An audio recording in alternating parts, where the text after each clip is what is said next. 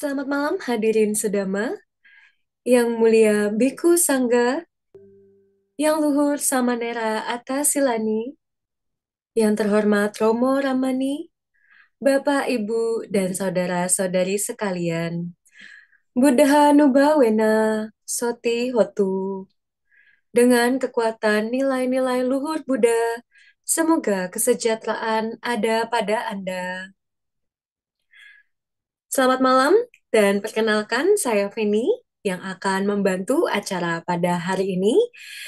Sangat berbahagia kita dapat bertemu kembali dalam acara Sebulan Pendalaman Dhamma episode ke-15 pada hari ini Jumat 19 Mei 2023 dengan judul Memelihara Kesehatan Mental dan Jasmani dengan narasumber kita Dr. Sim Metasari. Acara ini diselenggarakan oleh Dhamma Sakaca Online, KBTI Kresidenan Besuki secara live di Zoom dan channel YouTube. Agar acara ini dapat berlangsung dengan tertib dan hikmat, kami mohon kepada semua partisipan yang berada di dalam room Zoom dapat mengaktifkan kamera selama acara berlangsung dan memposisikan mic dalam kondisi mute. Peranan acara, saya akan membacakan susunan acara pada hari ini. Maka kita akan memulai dengan acara lagu pembuka. Pada malam hari ini kami datang bersujud.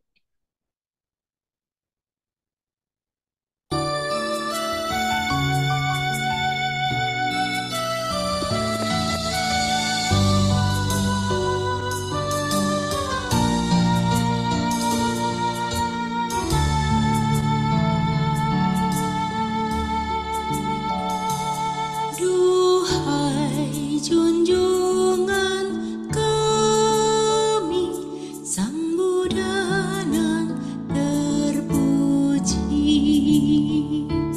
kami datang bersujud padamu untuk berbakti. Hati tentram dan damai, tiada kebimbangan, merenungi namamu yang agung dan mulia, menghayati namamu yang luhur dan mulia.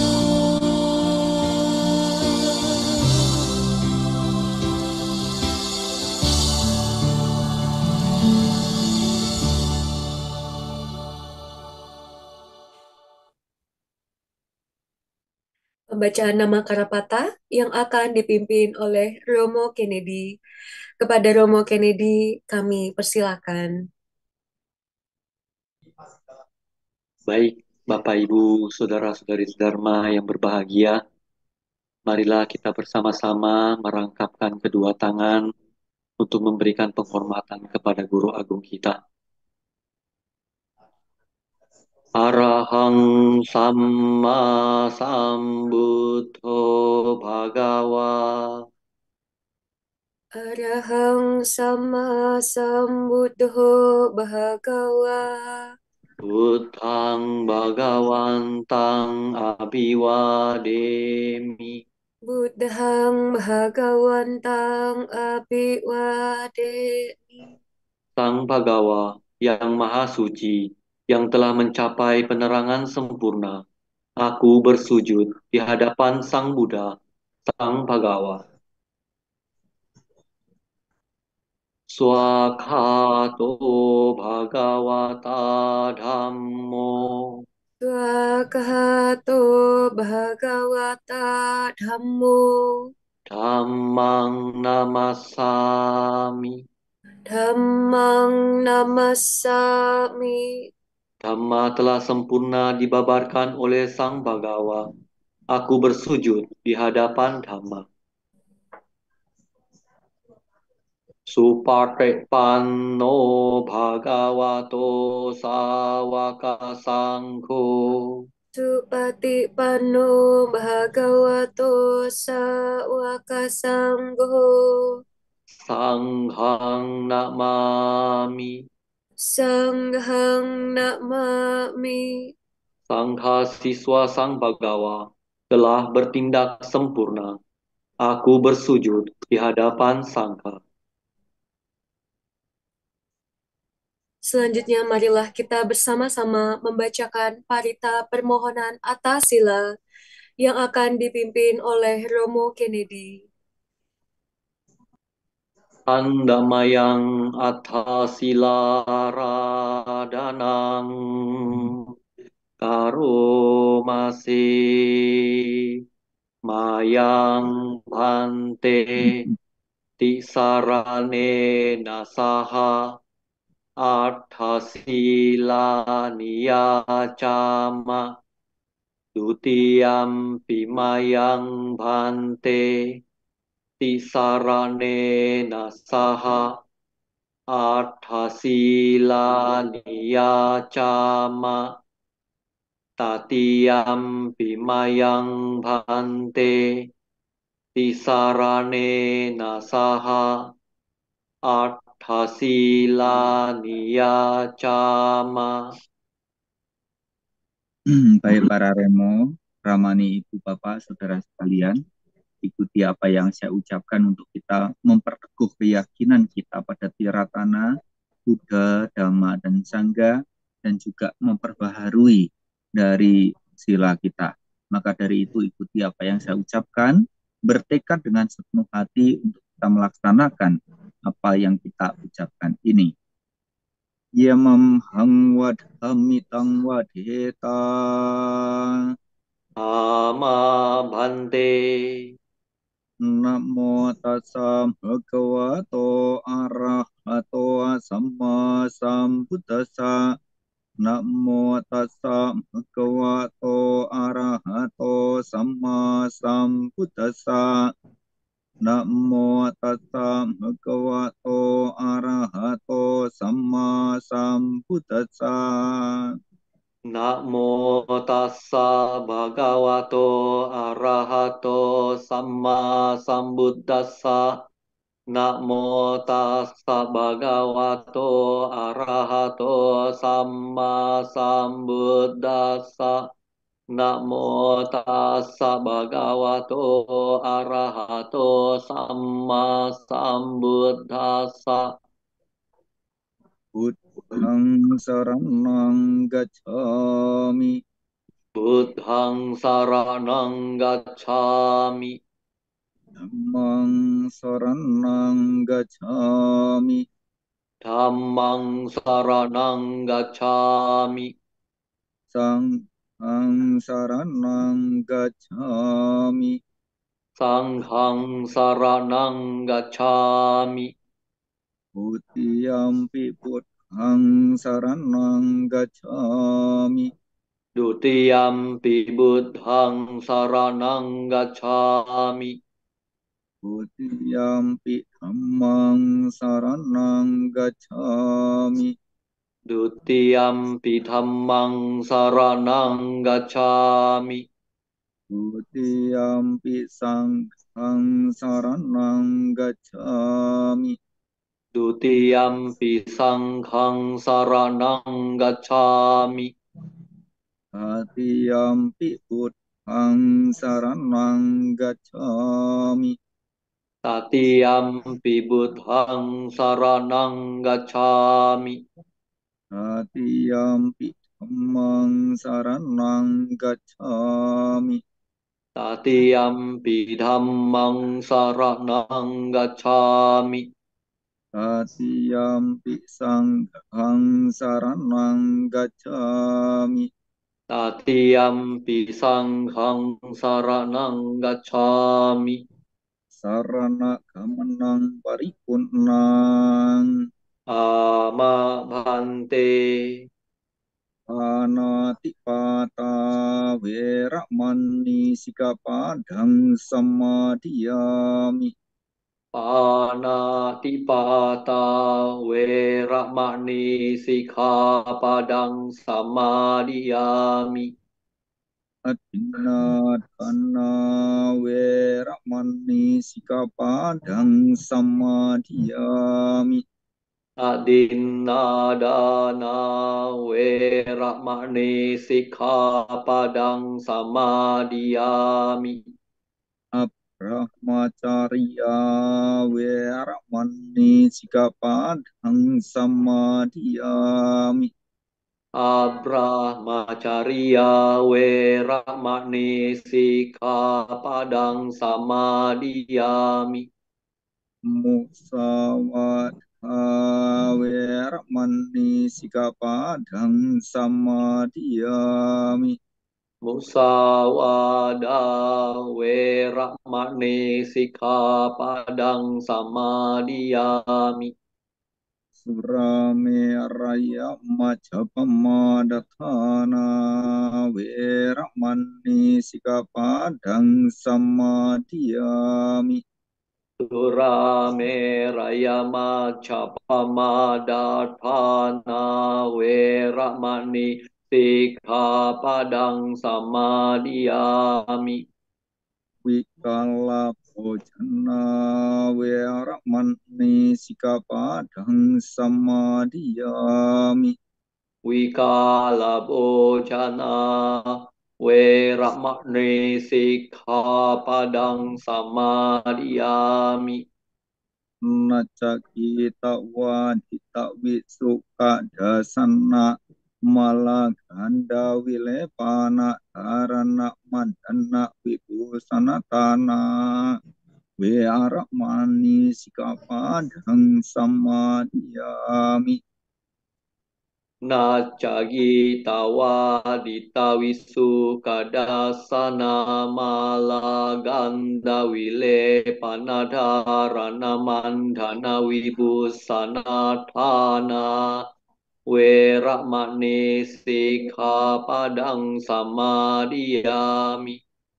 Uccasayana Mahasayana Weramani Sikkhapadang Samadhiyami. Uccasayana Mahasayana Weramani Sikkhapadang Samadhiyami. Itulah tadi yang dinamakan dengan 3 perlindungan dan juga 8 latihan penentralan. Dengan kita berlindung pada Tiratana, Buddha, Dhamma, dan Sangha, dan menjalankan akasila dengan sempurna, maka kita hidup bahagia. Dengan menjalankan sila dengan sempurna, maka kita hidup sejahtera. Dengan menjalankan sila dengan sempurna, kita mampu merealisasi kebahagiaan tertinggi nibbana. Maka dari itulah, praktekkan dengan baik, dengan sempurna, sila yang telah diucapkan. Imani ata tiga padhani silena juga tingyanti silena boga sempatha silena nibuting yanti asma silang wisoda ye.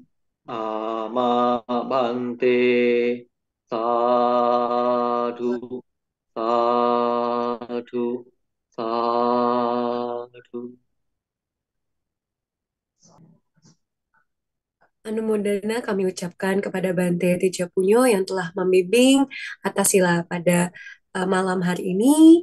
Acara selanjutnya pembacaan Dhamma pada oleh Saudari Yesa. Kepada Saudari Yesa disilahkan. Baik, saya sampaikan terima kasih kepada pembawa acara atas waktunya.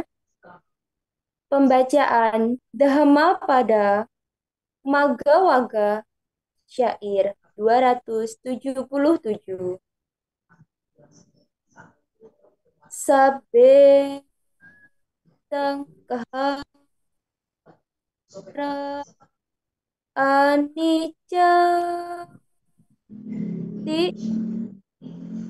tiada penyapa sati adhani Pinta tidur ke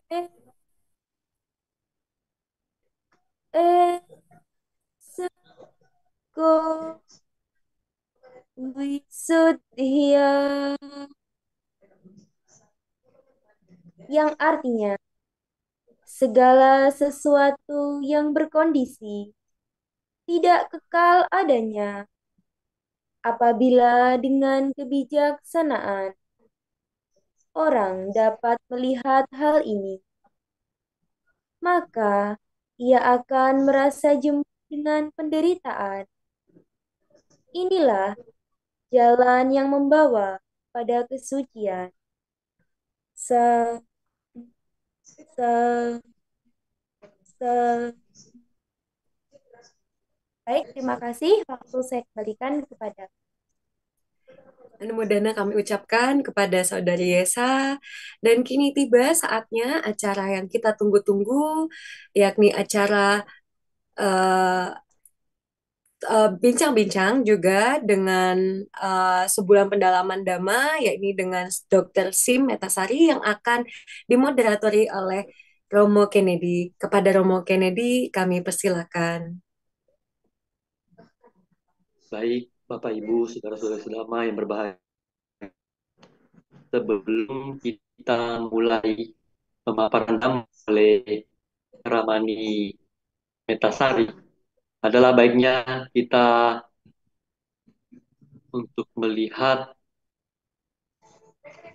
profil daripada pembicara kita pada kesempatan ini. Pandita Dr. Sim Metasari, MM, tempat tanggal lahir Jakarta 16 Juni 1959. Riwayat pendidikan F1 Fakultas Kedokteran Universitas Indonesia pada tahun 1980, S2 Magister Manajemen jurusan Sumber Daya Manusia. Riwayat pekerjaan dari tahun 1986 sampai 1991, Balkesnas Guna Husada. Pada tahun 1991 hingga 2020 di Rumah Sakit Satya Negara, dan sejak tahun 2019 sampai tahun 2022 sebagai dosen MPKI Fakultas Kedokteran Universitas Indonesia. Riwayat organisasi narasumber kita pada kesempatan ini dari tahun 1980 sampai tahun 1982, beliau adalah Ketua Seksi Rohani Keluarga Mahasiswa Buddhis Jakarta. Tahun 1982 hingga 1984, beliau adalah Ketua Seksi Pendidikan Keluarga Mahasiswa Buddhis Jakarta. Tahun 1984 hingga 1986, beliau adalah Ketua Umum Keluarga Mahasiswa Buddhis Jakarta. Dari tahun 1986 sampai tahun 1991, beliau adalah Bendahara PP Mapan Budi. Tahun 1986 hingga 1990, beliau adalah Ketua Dayaka Sabha Wihara Jakarta Dhamma Cakka Jaya. Sejak tahun 1988 hingga 1992, beliau adalah Ketua Mapan Budi PS Jakarta Utara. Tahun 1991 hingga 1996, Ketua Bidang Wanita Pengurus Pusat Mapan Budi. Tahun 1996 hingga 2006, beliau adalah Ketua Wandani Wanita Theravada Indonesia.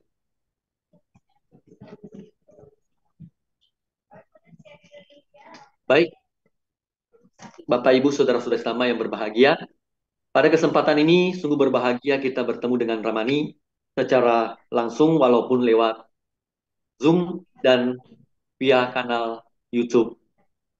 Selamat malam, Ramani. Apa kabar? Ya, selamat malam. Kabar baik, Sukiotu, Nama Budaya. Nama budaya, Ramani. Baik, untuk menghemat waktu kita yang cukup terbatas pada kesempatan ini, kami mempersilahkan kepada Ramani untuk memaparkan materinya dan akan kita lanjutkan dengan sesi tanya jawab setelah itu. Silahkan Ramani. Ya, baik, terima kasih. Selamat malam, Ibu Sangga, Rama, Ramani, dan hadirin yang berbahagia, Sukiotu Namo Buddhaya. Terima kasih atas semuanya yang diberikan pada saya. Malam hari ini kita akan membicarakan tentang memelihara kesehatan mental dan jasmani. Nah, bicara soal kesehatan mental dan jasmani, mungkin saya ingin bertanya dulu, apakah hadirin semua sudah menjaga kesehatannya dengan baik? Nah, silakan ya dijawab sendiri.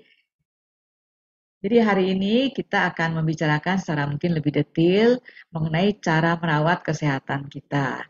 Karena itu mungkin saya akan mulai dengan apa itu kesehatan jasmani, apa itu kesehatan mental, dan bagaimana cara merawatnya.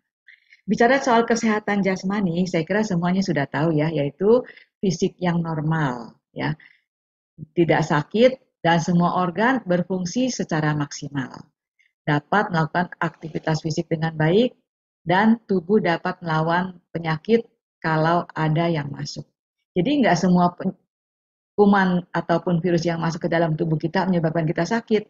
Kalau badan kita cukup sehat, kita cukup bugar, maka kita bisa melawan penyakit tersebut.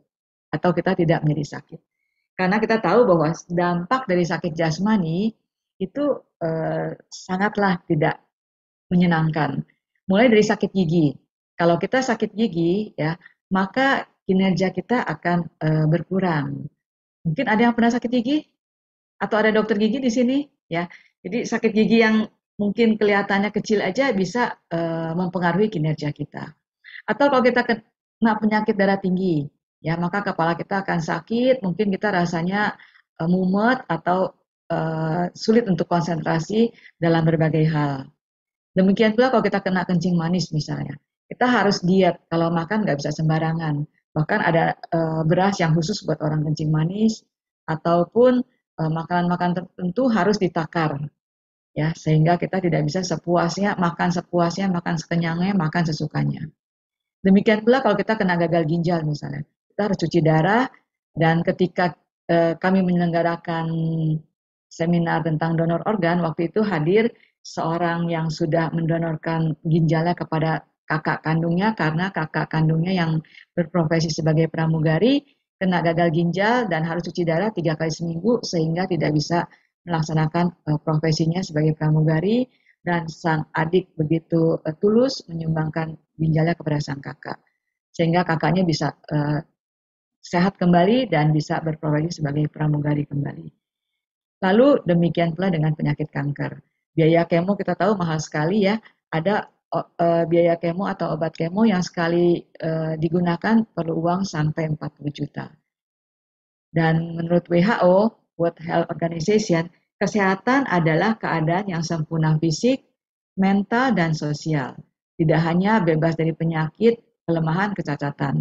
Jadi suatu keadaan yang ideal, baik secara biologis, psikologis, dan sosial. Jadi ini tidak hanya jasmani aja yang sehat ya, tetapi mental dan juga sosialnya haruslah baik, baru dikatakan seseorang itu sehat. Dan survei membuktikan kesehatan mental sama pentingnya dengan kesehatan fisik. Untuk itu mari sekarang kita bicarakan apa itu kesehatan mental.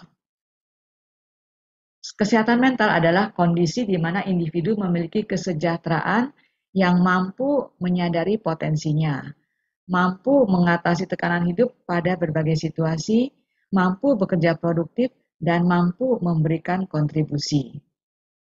Seseorang yang kesehatan mentalnya baik, maka ia akan hidup dengan damai, tentram, tenang, dapat menggunakan potensi dirinya secara maksimal untuk hadapi tantangan hidup dan menghargai atau jalin hubungan positif dengan orang lain.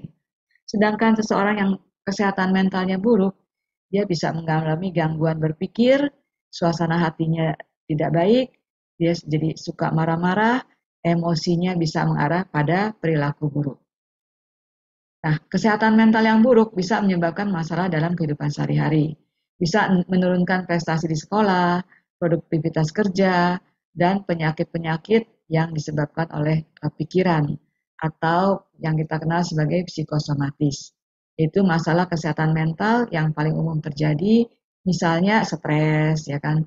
Kita suka dalam keadaan tertentu, ya, pekerjaan banyak, ataupun anak buah salah mengerjakan tugas yang kita amanatkan, kita bisa jadi stres, cemas, bahkan bisa depresi. Kalau suatu saat kita sampai mengalami depresi, ya, misalnya kehilangan energi, perubahan nafsu makan, gangguan tidur, ya, tidur itu bisa nggak bisa tidur atau bahkan berlebihan. Terus menurunnya kemampuan konsentrasi, rasa nggak tenang, rasa tidak berguna, putus asa, dan kalau hal ini terjadi atau ada ciri-ciri seperti ini, cobalah curhat kepada orang yang bisa dipercaya, kepada Rama Pandita, Atasilani, Bante, Samanera, atau siapapun yang kita anggap mampu. Jangan sampai ada pikiran untuk menyakiti diri sendiri, bahkan bunuh diri. Ya, jangan sampai terpikir untuk bunuh diri, karena ini adalah sesuatu tindakan yang paling bodoh, yang sangat merugikan, bukan hanya kehidupan ini, tetapi di kehidupan-kehidupan berikutnya. Jadi keterkaitan kesehatan jasmani dan mental itu sangat erat sekali. Ketika mental terganggu, maka jasmani bisa merasakan. Jasmani tertular COVID misalnya, yang sekarang lagi mulai meningkat, yaitu COVID Arcturus, ya, maka mental kita juga akan terganggu. Kita bisa merasa cemas atau khawatir, ya, karena pola pikir yang berubah dari hidup seutuhnya menjadi upaya bagaimana bisa bertahan hidup. Kita cemas terhadap kondisi kesehatan yang terganggu, ya, ketakutan kehilangan nyawa ataupun orang yang kita cintai, tidak ada jaminan pekerjaan, bisa aja di PHK kalau sakit COVID berkepanjangan, ya, bisa mengancam kestabilan finansial, atau teman-teman yang tahu kita kena COVID, kita bisa dikucilkan, dikarantina, ya, dan bisa mengancam rasa atau keinginan yang putus asa, sehingga kita merasa stres ataupun mental kita bisa terganggu kesehatannya. Lalu apa itu memelihara? Dalam Kamus Besar Bahasa Indonesia, memelihara itu artinya menjaga dan merawat baik-baik. Kita tahu, tadi sudah kita bacakan dalam Dhammapada tentang anicca, tidak kekal, semuanya berubah dan berubah. Kalau kita menaruh bunga di altar, biasanya itu simbol dari ketidakkekalan. Kita tahu kalau bunga sudah dipetik, ditaruh di vas, misalnya, dalam waktu yang nggak lama akan menjadi layu. Tetapi kalau kita bisa merawatnya dengan baik, misalnya kita berikan air, bahkan katanya diberikan zat tertentu, ya, maka bunga yang sudah dipetik itu, yang sudah di vas bunga, bisa bertahan lebih lama dibandingkan bunga yang taruh di suatu tempat yang nggak ada airnya, bahkan nggak ada zat-zat yang bersifat mengawetkan bunga tersebut. Ya, jadi kalau bunga saja supaya bisa tahan lama itu harus dirawat. Demikian pula kalau kita menanam sesuatu, ya, bibit yang kita tanam kalau nggak dirawat, maka itu nggak akan menjadi buah. Karena itu harus disiram, diberikan matahari yang cukup, ya. Jadi kondisi-kondisi itu mempengaruhi bagaimana bibit bisa menghasilkan buah. Jadi perawatan itu sangatlah penting sekali. Demikian pula kalau kita punya mobil. Walaupun usianya sudah tua, kalau dirawat dengan baik, maka dia akan menjadi mobil tua yang keren, ya kan? Bahkan bisa menjadi mobil yang antik dan harganya bisa menjadi fantastik. Tetapi kalau mobil kita nggak dirawat, walaupun usianya belum terlalu tua, bisa mendapat gelar si jago mogok. Nah, bagaimana dengan kesehatan? Kesehatan juga tentunya perlu dipelihara. Misalnya, cuci tangan, dan kita juga harus memelihara makhluk yang ada di sekitar kita. Misalnya kalau kita punya peliharaan kucing ataupun hewan lainnya, tentu harus dipelihara, jangan sampai hewan peliharaan kita itu juga menjadi sakit. Karena kalau hewan peliharaan kita itu tidak dijaga dan dirawat dengan baik-baik, bisa saja dia juga menjadi sumber penyakit diri kita dan keluarga. Nah, kenapa tubuh kita harus sehat? Ya, karena tubuh kita adalah sarana atau alat untuk kita berbuat kebajikan, menghabiskan karma buruk dan membuat karma baik, atau mencapai tujuan-tujuan sesuai dengan harapan kita, jangka pendek, jangka menengah, dan jangka panjang. Nah, kalau mobil aja nggak dirawat, itu juga akan menjadi mobil rongsokan atau akan rusak dalam waktu yang lebih cepat. Demikian pula dengan tubuh kita. Tubuh kita adalah barang yang paling berharga yang kita miliki. Jadi harus dirawat dan harus dicintai. Kita harus mempertahankan supaya tubuh kita ini tetap sehat dengan berbagai cara, misalnya dengan medical check up.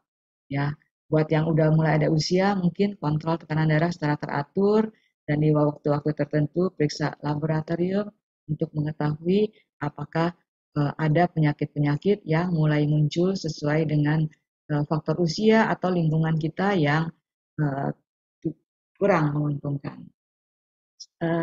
Peribahasa mengatakan pencegahan lebih baik daripada pengobatan. Demikian pula penanganan dini jauh lebih baik daripada penanganan yang sudah terlambat. Misalnya, kalau ada seseorang yang kencing manis, ya, lalu kakinya ada luka, itu kalau nggak dirawat dengan baik, itu bisa menimbulkan gangren atau e, menjadi hitam dan mati. Jari tersebut tidak bisa dipertahankan.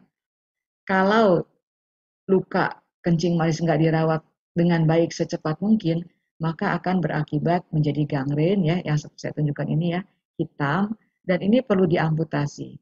Kalau kita nggak rela mengamputasi jari kaki yang sudah kena gangren ini, maka nyawa menjadi taruhannya. Mungkin Rama-Ramani atau Bapak Ibu dan teman-teman ingat ya, ada seorang sahabat kita yang kena kencing manis dan sudah kena gangren, lalu dokter suruh amputasi tapi dia tidak berkenan, akhirnya dalam waktu yang nggak terlalu lama nyawanya menjadi taruhan. Demikian pula kalau kita kena kanker, mudah-mudahan amit-amit nggak kena kanker ya. Tapi seandainya kena kanker, kalau cepat diatasi sedini mungkin, maka tidak sempat menyebar menjadi stadium 4 dan pengobatan ada kemungkinan bisa tuntas. Tapi kalau kanker itu sudah terlanjur menyebar, maka kemungkinan untuk penyembuhan agak sangat sulit, paling-paling hanya mempertahankan hidup, memperpanjang usia. Karena itu kita harus sangat-sangat memperhatikan barang yang paling berharga yang kita miliki, yaitu tubuh kita sendiri. Bagaimana caranya? Cara yang paling awal adalah kita harus mencintai diri kita sendiri. Karena sehat dimulai dari diri sendiri. Kita tidak bisa meminta orang lain untuk membuat tubuh kita sehat kalau diri kita sendiri tidak menghendaki atau tidak melakukan upaya-upaya untuk mendapatkan kesehatan. Jadi syarat yang sangat penting adalah mencintai diri sendiri, ya. Janganlah menganggap diri kita ini sebagai nomor kesekian. Lebih penting anak saya, lebih penting suami saya atau istri saya. Ya, ini bukan berarti egois ya. Mencintai diri sendiri itu bukan egois. Kalau kita naik pesawat, analoginya sebelum pesawat tinggal landas, lepas landas, biasanya pramugari akan memberikan pengumuman.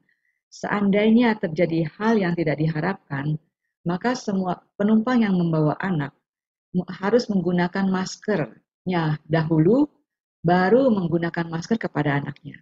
Nah, ini bukan berarti kita menomorduakan anak kita yang usianya lebih kecil.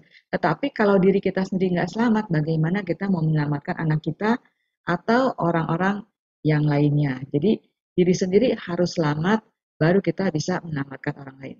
Jadi jangan khawatir ya, kalau kita mencintai diri kita, bukan berarti kita ini orang egois. Nah, bagaimana kita mencintai diri kita? Antara lain, luangkanlah waktu untuk diri sendiri, yang disebut me time ya. Lakukan aktivitas yang disenangi. Misalnya hobi naik sepeda, dengar musik, melukis, ya terserah apapun boleh asal jangan hobi memancing yang mengakibatkan pembunuhan. Ya, saya punya pengalaman juga, seorang pasien saya yang hobinya berburu. Dia datang secara rutin ke tempat saya untuk suntik vitamin, doping, supaya dia bisa berburu dengan baik, bisa membunuh lebih banyak hewan-hewan untuk memenuhi hobinya. Ketika saya bertanya, Bapak agamanya apa? Dia mengatakan Buddha. Lalu saya menganjurkan untuk mengganti hobinya karena itu bukanlah hobi yang dianjurkan. Membunuh adalah sesuatu yang harus dihindarkan. Tetapi pasien saya tersebut mengatakan, oh saya berburunya itu dok, rusa, babi hutan, itu seger banget kalau kalau hasil buruan. Kalau dokter mau nanti saya bawain ya katanya.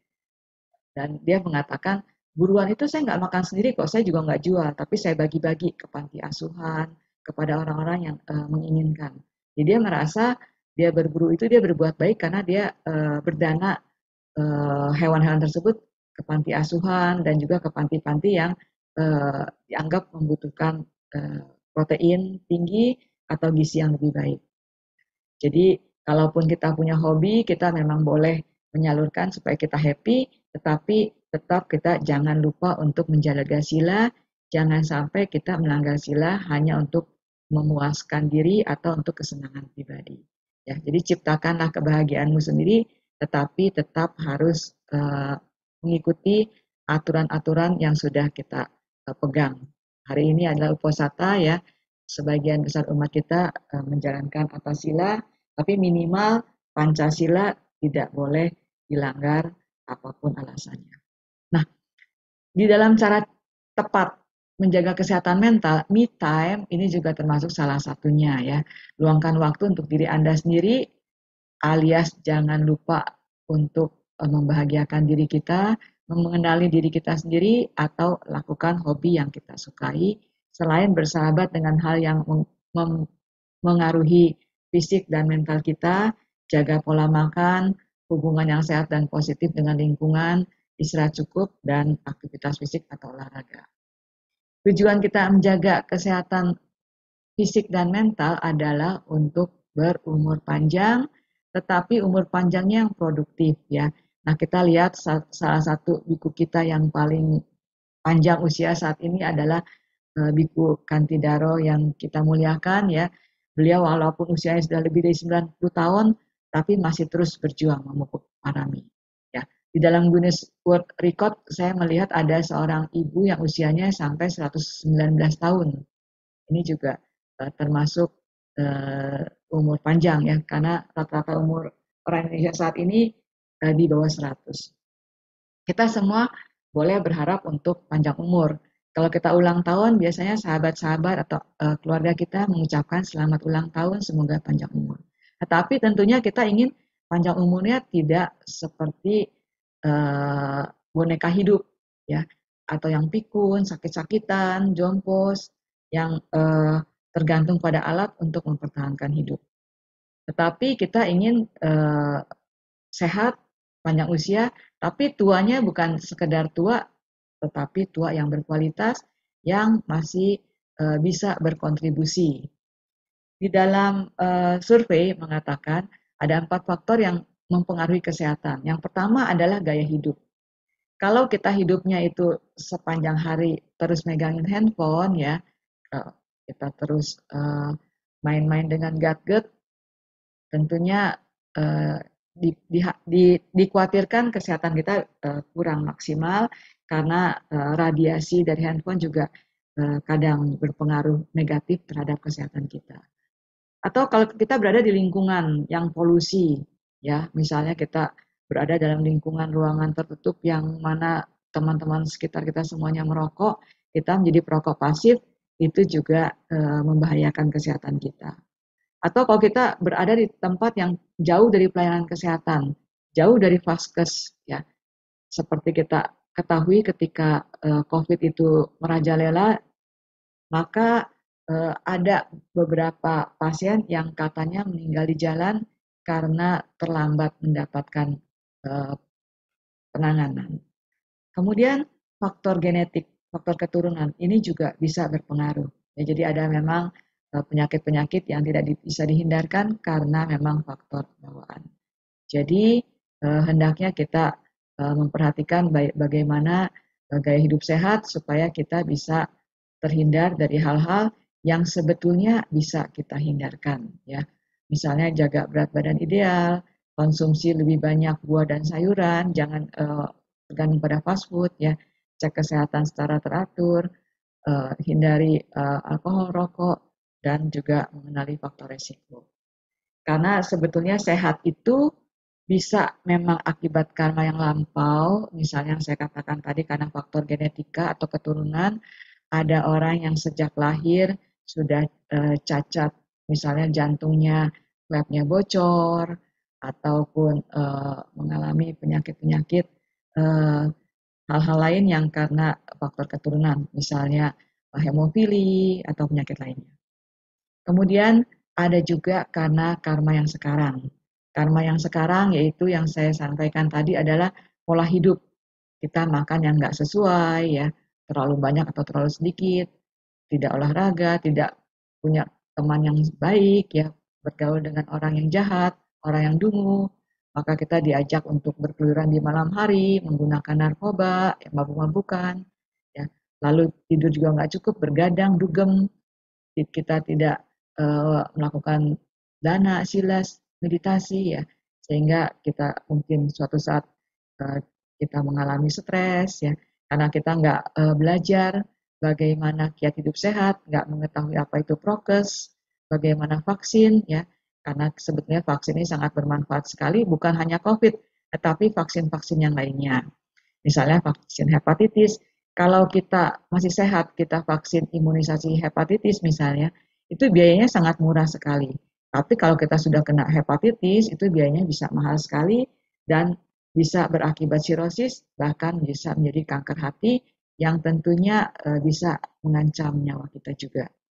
Kemudian kalau kita nggak mengerti dhamma, kita nggak hidup pada saat ini, kita selalu menyesali yang sudah terjadi, merisaukan yang akan datang, kita tidak tahu apa itu arti kesehatan menurut WHO. Nah, karena kebodohan ini, karena kita malas belajar, maka kita juga bisa mendapatkan penyakit-penyakit yang sebetulnya bisa kita hindarkan. Di dalam Dhammapada, Sang Buddha mengatakan kesehatan adalah keuntungan yang terbesar. Mengapa? Karena kalau kita sakit, biaya rumah sakit itu sangat mahal sekali. Ya, harga obat itu ada yang 1 kali suntik harganya jutaan rupiah. Bahkan kalau kita sampai punya keluarga yang dirawat di ICU, 1 hari di ICU bisa tidak cukup 5 juta. Bahkan beberapa pasien yang di ICU mengatakan keluarga yang di ICU itu uang udah seperti air, ya. Kebutuhan uang untuk merawat keluarga yang di ICU itu harganya unpredictable, ya, tidak bisa diperkirakan. Nah, karena kita tahu bahwa harta yang paling berharga adalah kesehatan kita, banyak orang yang kalau sakit merelakan atau mengorbankan harta demi kesehatan. Ya, berapa puluh juta, berapa ratus juta kadang direlakan kalau asalkan bisa sehat.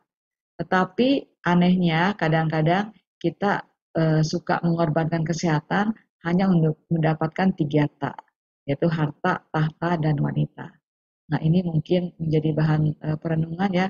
Apakah kita perlu mengorbankan kesehatan hanya untuk mendapatkan harta, tahta, dan kesenangan lainnya, atau kita memang ingin mempertahankan kesehatan karena Sang Buddha mengatakan kesehatan adalah keuntungan yang terbesar.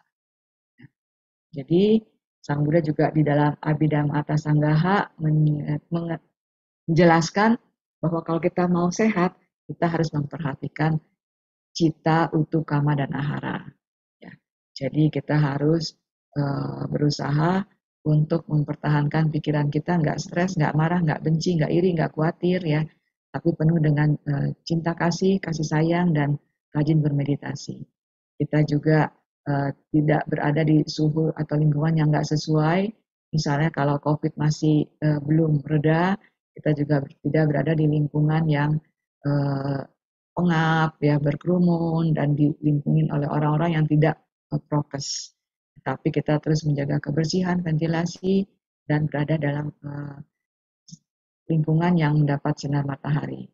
Kemudian kita juga tidak menggunakan narkoba, seks bebas, karena dengan seks bebas kita juga bisa mendapat penyakit hubungan seksual.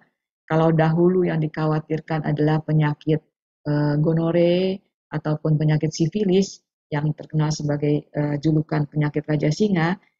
Mengapa dijuluki penyakit Raja Singa, sifilis itu? Karena kalau seseorang yang udah kena penyakit sifilis, luka yang ada di alat kelamin walaupun nggak diobatin itu bisa sepertinya sembuh, tetapi penyakitnya terus berlanjut. Dan kalau dia hamil, punya dalam kondisi tertular sifilis, maka dia bisa mendapatkan anak yang cacat, atau nanti kalau penyakit itu terus berlanjut, dia bisa menjadi seperti robot. Kalau jalan nggak bisa berhenti kalau belum menabrak sesuatu. Jadi hendaknya harus prokes, vaksin, olahraga, MCU, dan juga jaga makanan ya. Makan harus yang sesuai, gizi seimbang, jaga mulutnya. Jangan sampai makan yang tidak sesuai dengan yang seharusnya. Ya karena pikiran adalah pelopor, pikiran positif kita akan sehat, pikiran negatif kita akan mengalami penyakit-penyakit psikosomatis seperti yang sudah saya uraikan tadi. Karena kita nggak bisa tidur, maka beberapa penyakit bisa menghantui. Meditasi sudah terbukti secara ilmiah bermanfaat buat kesehatan, dan ada dokter di suatu rumah sakit yang mengetahui pengaruh pikiran terhadap kesehatan, maka dia berusaha dengan berbagai cara bernyanyi, menari supaya pasiennya yang sudah terbaring lemah di tempat tidur bisa mendapat semangat kembali dan bisa mendapatkan kesehatan. Nah, ini juga lingkungan ya. Hendaknya kita berada di lingkungan yang baik.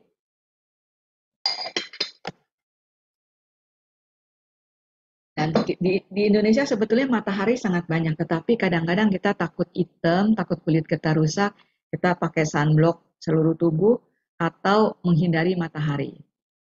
Sehingga kita tidak mendapatkan yang seharusnya.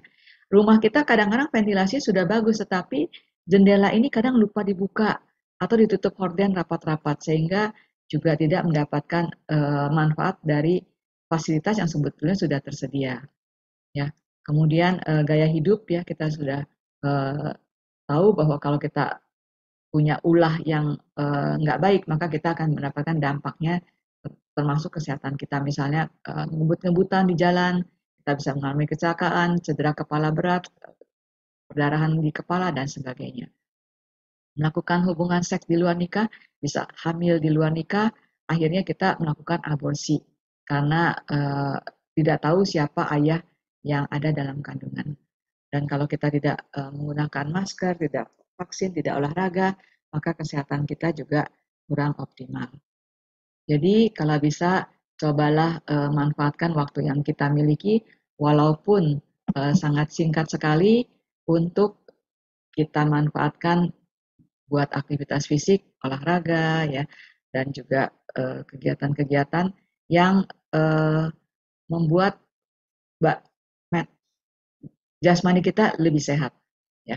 Jadi olahraga itu sebetulnya perlunya ada aerobik ya, misalnya naik sepeda, treadmill, lari, jalan ya. Tapi ada juga olahraga beban. Jadi misalnya angkat air mineral, tangan kiri dan tangan kanan mulai dari setengah liter, lalu 1 liter, 2 liter. Ini perlu untuk mempertahankan massa otot. Karena secara alami otot kita semakin tua itu 1 tahun turun 1%. Kalau kita tidak latih otot kita ini, maka otot kita akan berkurang massanya. Jadi kita kalau bisa luangkan waktu kita olahraga itu bukan hanya yang aerobik ya, naik sepeda, jalan kaki, lari, treadmill, tetapi juga massa otot ya, angkat beban. Ini juga perlu dipertahankan supaya otot kita tetap massanya tidak berkurang. Nah, umat Buddha kita percaya sekali dengan hukum karma, hukum tabur tuai ya. Kalau kita mau sehat, tentunya kita juga harus memberi kesehatan atau keselamatan kepada makhluk-makhluk yang lainnya. Jadi selain daripada kita menjaga fisik kita dengan MCU dan sebagainya, kita juga perlu berbuat baik lebih banyak dan lebih banyak lagi, misalnya dengan menyelamatkan makhluk-makhluk yang dalam keadaan bahaya. Menyelamatkan makhluk yang dalam bahaya tidak harus memesan burung kepada tukang burung ya, pesan burung 100 ekor lalu kita lepas, tetapi kita bisa function itu dengan menyelamatkan hewan-hewan yang dalam keadaan bahaya, misalnya dalam keadaan banjir ya, ada anjing yang nyawanya terancam, kita selamatkan, demikian pula kucing atau hewan-hewan lainnya. Ini juga termasuk perbuatan yang sangat baik sekali ya, menyelamatkan nyawa makhluk hidup walaupun hanyalah seekor kucing ataupun anjing. Kemudian yang berikutnya adalah makanan. Kita makan harus sehat dan gizi seimbang. Harus memperhatikan jangan hanya nikmat di mulut karena makanan yang nikmat kadang-kadang kurang sehat, makanan yang sehat emang kadang kurang nikmat. Jadi hendaknya kita memperhatikan makanan itu lebih baik kita perhatikan, kita pilih yang sehat dibandingkan yang nikmat. Sekali-sekali bolehlah kita makan yang nikmat, tetapi sebaiknya dalam rutinitas kita mengutamakan kesehatan daripada kenikmatan. Itu hindari makanan yang pakai zat warna yang sangat ngejreng ya, karena itu dikhawatirkan zat warnanya tidak sesuai untuk kesehatan. Kurangi makanan yang berlemak berlebihan, yang terlalu asin, terlalu manis ya. Hal yang putih-putih baiknya juga dikurangin ya. Misalnya gula putih, nasi putih ya, hendaknya dikurangin ya. Karbohidrat kalau bisa juga jangan berlebihan, tetapi lebih banyak sayur dan buah. Kita perlu sekali memang makan untuk hidup ya, tapi bukan hidup untuk makan. Jadi untuk sehat kita harus jaga mulut. Hidup sehat dengan asupan gizi seimbang. Jadi kita kalau mau sehat kita juga harus perhatikan antara kebutuhan dan keinginan. Kalau kita memang butuhnya hanya sepiring nasi, janganlah makan 2 piring nasi karena kita bisa terlalu gemuk. Karena itu overweight juga membuat tubuh kita kurang sehat. Orang-orang yang overweight kena COVID juga resikonya lebih tinggi daripada orang-orang yang berat badannya normal. Nah, kalau kita aja bisa memilih makanan sehat, masa kita enggak? Ya. Lalu bagaimana resep untuk panjang umur yang diajarkan Sang Buddha dalam Anguttara Nikaya Pancakanipata Pali? Beliau mengajarkan Panca Ayusa Dhamma, 5 cara yang menjamin kesehatan batin dan jasmani, agar kita bisa hidup sehat mental dan jasmani kita. Yang pertama yaitu Sapayakari, mengetahui cara menyenangkan atau menenangkan batin. Ya, ini mungkin juga bisa mirip dengan me time ya, bagaimana kita membahagiakan diri kita sendiri, santai, tidak tegang atau terganggu dengan hal yang kurang bermanfaat, dan melakukan segala sesuatu dengan gembira. Ya, jaga dan kelola batin dengan baik, kesehatan akan terjaga dengan baik. Jadi kalau kita melakukan apapun juga, ya hendaknya kita bergembira sebelum, pada saat, dan sesudahnya. Karena ini akan menghasilkan akibat pahala yang superior. Jangan sampai kita melakukan kebajikan dengan terpaksa, karena itu manfaatnya atau pahalanya menjadi inferior. Sayang sekali. Apa yang kita lakukan sama yang kita lakukan sama capeknya atau sama besar dananya, tetapi manfaatnya atau pahalanya berbeda kalau kita tidak melakukannya dengan gembira atau tidak dengan pengertian yang benar.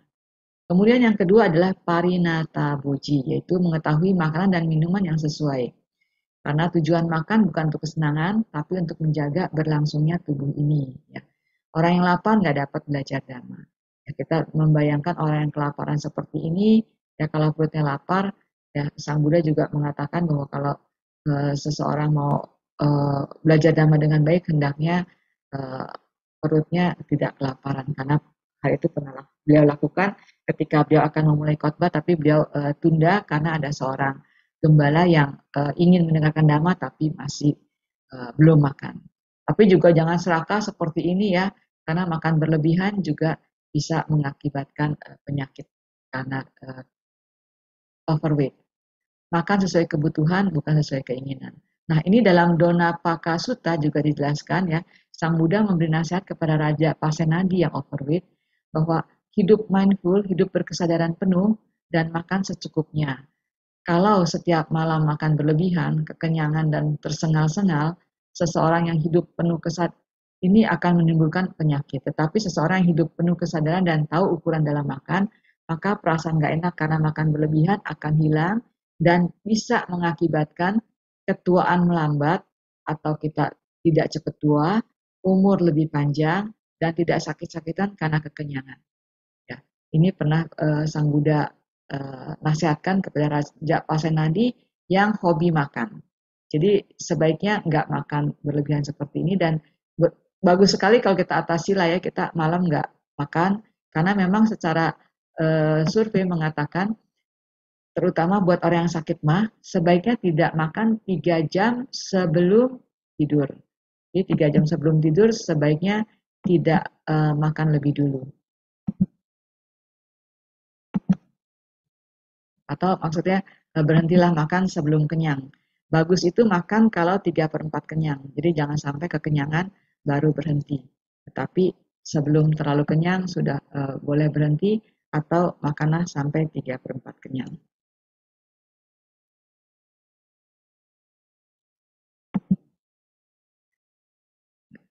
Masih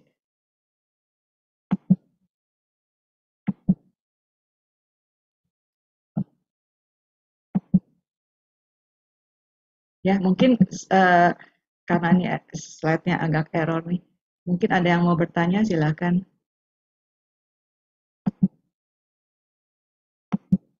Baik, Bapak Ibu Saudara-saudara, sambil kita menunggu slide yang dari Ramani, kira-kira jika ada Bapak Ibu Saudara-saudari selama yang mau bertanya, kami bisa persilahkan.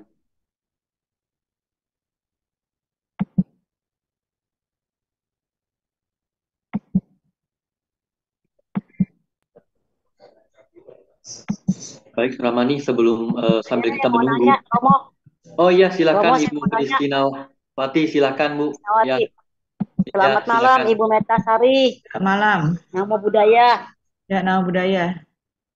Ya, ya ada kesempatan saya coba belajar Ya, nanya sama Ibu ya. ya Gini, baik, silakan. kita kan kalau misalnya makan makan nasi, ya makan nasi nih sarapan pagi, apakah boleh langsung minum atau menunggu perlu waktu dulu supaya kesehatan kita bagus? Nah, gimana tuh, Dok? Dan kalau andai kata kita harus perlu waktu, kalau kita misalnya pagi habis sarapan harus makan obat, harus berjangka berapa lama? Ya, mohon Ibu kasih jelasan biar saya lebih sehat lagi, Bu. Namo Buddhaya. Terima Ya, kasih. nomor. Ya, terima kasih Bu Kris atas pertanyaannya. Jadi pertanyaannya berapa lama sesudah makan boleh minum ya? Boleh minum obat? Iya, Ya. minum air dan makan obat. Ya. Jadi untuk orang yang sakit mah dianjurkan memang kalau udah makan jangan minum terlalu banyak. Karena lambung kita itu kan terbatas. Kalau udah makan, apalagi makannya banyak ditambah minum banyak juga, jadi lambungnya itu perlu mengembang dengan lebih sangat optimal. Jadi terutama buat yang sakit mah kalau udah makan banyak minumnya secukupnya aja ya, jangan terlalu banyak. Sedangkan kalau obat itu tergantung obatnya. Ada obat yang harus diminum sebelum makan, ada obat yang harus diminum pada saat makan, ada obat yang harus diminum segera sesudah makan, ada obat yang harus diminum di antara waktu makan. Jadi tergantung obatnya, Ramani Krisnawati. Ini yang sesudah makan. Tergantung obatnya. Ada obat yang memang harus dimakan pada saat makan, ada obat yang dimakan harus segera sesudah makan, ada yang harus dimakan di antara waktu makan. Contohnya ya, misalnya kalau kita minum obat mah, itu sebaiknya sebelum makan atau perut kosong. Kalau kita minum antibiotik, kalau mahnya nggak ada masalah, juga bisa sebelum makan atau di antara waktu makan. Tapi kalau kita minum misalnya Enzymplack itu biasanya pada saat makan. Atau kalau kita minum vitamin D itu sebaiknya sesudah makan. Mengapa? Karena kalau vitamin D itu penyerapannya melalui minyak, lemak. Jadi kalau kita udah makan, dia akan lebih mudah diabsorpsi karena ada unsur lemaknya. Jadi tergantung obatnya. Tidak semua obat sama. Biasanya Bu, kalau misal habis makan tuh kita kan perlu makan obat nih. Sesudah makan makannya. Nah, itu harus perlu nunggu waktu lagi atau langsung makan obatnya gitu. Saya masih kurang jelas tuh. Ya, obatnya obat apa nih. ya? Obatnya obat apa ya, Bu? Obatnya antibiotik atau Ya, obat obatnya vitamin? misalnya kayak yang terutama sekarang saya ini kan dari dokter jantung dikasih untuk supaya kencingnya gampang, dikasih pengencer darah. Nah, macam tuh sama apalagi satu tuh gitu. Jadi apa habis makan terus minum sedikit, terus makan obatnya perlu waktu nunggu lagi atau langsung makan gitu. Nah, saya mau nanya itu. Kasih waktu setengah jam boleh, setengah jam sesudah makan. Oh setengah jam. Setengah jam. Karena saya nggak tahu persis obatnya ya. Kalau obat yang merangsang lambung, misalnya obat penghilang sakit, itu harus segera sesudah makan supaya nggak mengganggu lambung. Kalau obat pengencer darah kadang juga mengganggu lambung, jadi sebaiknya sesudah makan. Ya, tetapi kalau udah kekenyangan, ya boleh kasih jarak waktu setengah jam supaya lambungnya ada tempat untuk diisi air dan obat-obatan. Ya, jadi tergantung obatnya Bu. Kalau obat mah harusnya waktu perut kosong. Obat mah harus Iya, pada perut waktu kosong perut tahu. kosong. Tapi Ya. kalau misal sekarang ini saya makan obat, habis makan berapa menit minum, terus makan obat langsung. Ya itu obat untuk jantung. Gini Ya, nanti Ibu japri saya ya, obat-obatnya Ibu tolong tunjukkan saya, Bu. Ya, nanti setelah acara ini nanti oh, Ibu tolong kirim ke saya, Ibu fotoin obat-obat yang Ibu minum. Mungkin nggak semua obat perlu diminum bersamaan, ya. Nanti tolong Ibu oh, fotoin aduh obat-obat saya, yang Ibu minum. Nanti saya akan iya, kasih saran obat mana yang diminum kapan gitu, ya. Karena tiap-tiap hmm, obat beda oh, sebetulnya, namanya aja Bu ya, ya. Baik Nak, namanya nanti aja ya. obatnya ya saya, Boleh nanti ya, setelah ini Ibu iya, ke handphone saya aja ya, Ibu iya, japri obat apa iya saya aja kirim, nanti. iya, eh, iya, Ya, kalau ada foto obatnya sih lebih bagus di iya, foto karena kadang-kadang kan ada miligramnya. Tapi kalau nggak apa-apa tulis namanya aja, ya. Baik, nanti kita namanya aja ya. ya Misalnya nanti Ibu langsung hubungin kalau handphone kayak saya. atau Vastaltin, atau Kalau Vastaltin makannya atorvastatin minumnya malam gitu. malam. Nah, ya Itu kan? minumnya malam, Bu, Iya, ya. Jadi nanti Ibu tolong WA ke saya Vandestaltan makannya obatnya, malam. ya, Iya, Iya. ya. Nanti kita teleponan langsung ya, Bu ya. Masing-masing Baik obat Bu nanti Ibu ya, karena tiap obat Ina. iya. cara minumnya Makasih banyak beda. Bu ya. Nama Ya, Ya, budaya. baik-baik nanti langsung kita teleponan Ya, ya. Baik, iya, iya, ah, makasih. ya, ini sudah bisa silakan. lagi. Saya Iya, lanjutkan iya, dulu ya makasih Bu. Nama presentasi. Ya, budaya. Ya, makasih Bu Kris. Ya, saya ya, lanjut dulu Iya, ya. ya. ya, Silakan sama-sama. Ramani Nama dilanjutkan budaya. lagi slide-nya. Ya, nanti dilanjutkan lagi ya. Ya, Tadi sampai di ini ya. Tadi sampai di Dona Raksuta. Ya. Sekarang adalah Sapaye Matanyuta. Itu tahu cara prioritaskan keinginan. Tidak semua keinginan harus dituruti. Ya, ada keinginan yang negatif dan positif. Keinginan yang negatif tidak pernah puas dengan apa yang dimiliki. Umumnya manusia nggak pernah puas dengan yang dimiliki, selalu ingin dan ingin lagi. Apalagi yang udah terbiasa merokok ya, walaupun dikatakan dokter jangan merokok, tetapi dia masih suka merokok. Demikian pula alkohol kadang-kadang sulit untuk dihentikan. Tetapi kalau yang positif memang dibutuhkan ya tentunya untuk kita yang masih putujana ini kadang masih kita perlu ya kita masih butuh berbuat baik agar kita mempunyai parami yang lebih cukup mengkondisikan kita untuk mencapai magga dan pala. Jadi sebetulnya kebutuhan kita terbatas tapi keinginan kita tidak ada batasnya. Nah disinilah kita harus mengetahui di mana kebutuhan, di mana keinginan sehingga kita tidak stres karena kebutuhan kita yang tidak terpenuhi. Kemudian yang keempat adalah kalacari, yaitu mengetahui cara manfaatkan waktu dengan sebaik mungkin. Waktu untuk keluarga, untuk sosial, untuk pribadi, untuk pekerjaan, untuk belajar, untuk tidur. Jadi semuanya harus kita atur, jangan sampai ada yang berlebihan ataupun ada yang kekurangan. Karena tidur terlalu banyak juga nggak bagus, tidur terlalu sedikit juga nggak bagus ya. Jadi kita harus pandai-pandai mengatur waktu sehingga semua kebutuhan kita bisa terpenuhi. Harta yang termahal yang kita miliki sebetulnya adalah waktu. Karena harta yang hilang bisa dicari kembali, ya, tetapi waktu yang hilang tidak dapat kembali.